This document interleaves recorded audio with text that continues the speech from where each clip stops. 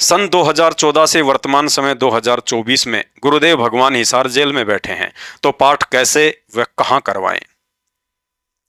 गुरुदेव भगवान की अनुपस्थिति में भूलकर भी भावुक होकर या अज्ञानतावश किसी अन्य अनाधिकारी के कहने से पाठ करवाने के बजाय भगत ने अपने घर पर ही गुरुदेव को दंडवत प्रणाम करके साल में एक बार पाठ प्रकाश और ज्योति हवन यज्ञ का संकल्प कर लेना चाहिए। शंका, घर पर पाठ व ज्योति का संकल्प कैसे किया जाता है। आदरणीय गरीबदास जी महाराज जी कहते हैं, गुरु को पूर्ण ब्रह्म कर जाने और भाव कभू न आने।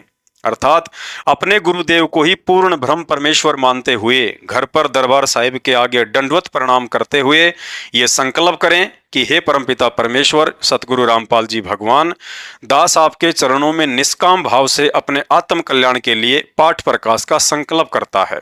हे परवरदिगार, दास की प्रार्थना को स्वीकार करने की कृपा करें। हे गुरुदेव, जिस दिन आप जी अपनी लीला समाप्त करके दास को साक्षात दर्शन देने की कृपा करेंगे, उस दिन पाठ प्रकाश की आपके द्वारा निर्धारित जो भी सेवा राशि होगी, दास आपके चरणों में समर्पित कर देगा। अपने दास पर सदा अपना प्यार भरा आशीर्वाद बनाए रखना।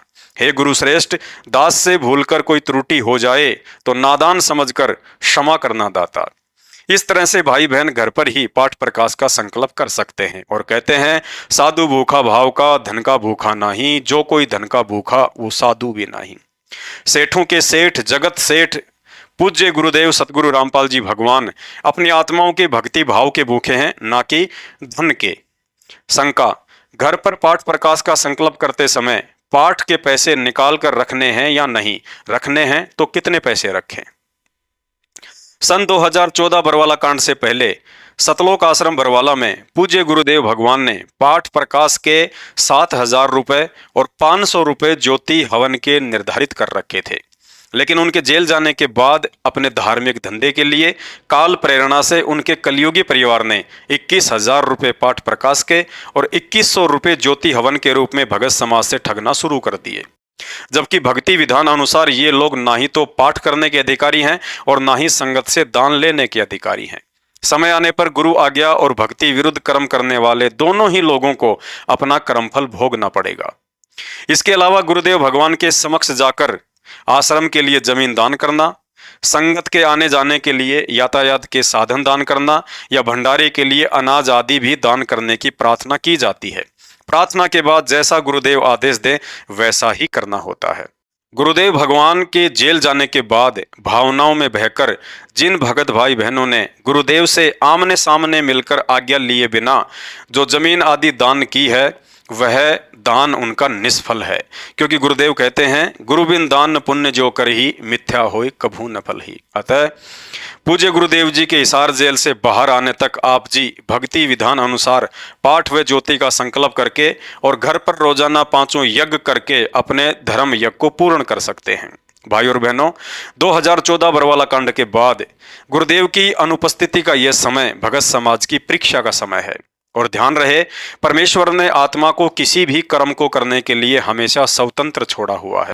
सतलोक में आत्मा स्वतंत्र थी और इसी स्वतंत्रता का फायदा उठाकर भावनाओं में बहकर हम सभी काल पर आस्था लगा बैठे थे, जिसका नतीजा गुरुदेव के तत्व ज्ञान से आज हमें पता चल चुका है।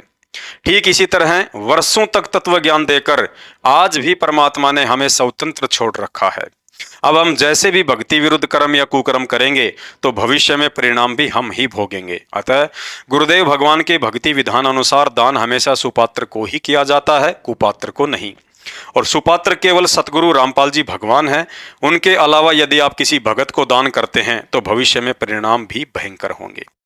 शंका, साध संगति से जुड़े भाई बहन भी तो सेवाओं के लिए दान करते हैं, क्या ये गलत नहीं है। साध संगति से जुड़े सत्सेवक भाई बहनों द्वारा मुझ पवन दास को जो पैसा भेजा जाता है, वह पैसा सोच समझकर नादान संगत को जगाने के लिए सेवा राशि के रूप में दिया जाता है, ना कि दान के रूप में। तो आज के शंका समाधान में केवल इतना ही। शंका समाधान के और अधिक वीडियो देखने के लिए हमारे Facebook page Pawan Das is live मानव धर्मी पवन दास को फॉलो करें। वीडियो अच्छा लगे तो शेयर करें। बंदी छोड़ सतगुरु रामपाल जी परमेश्वर जी की जय हो।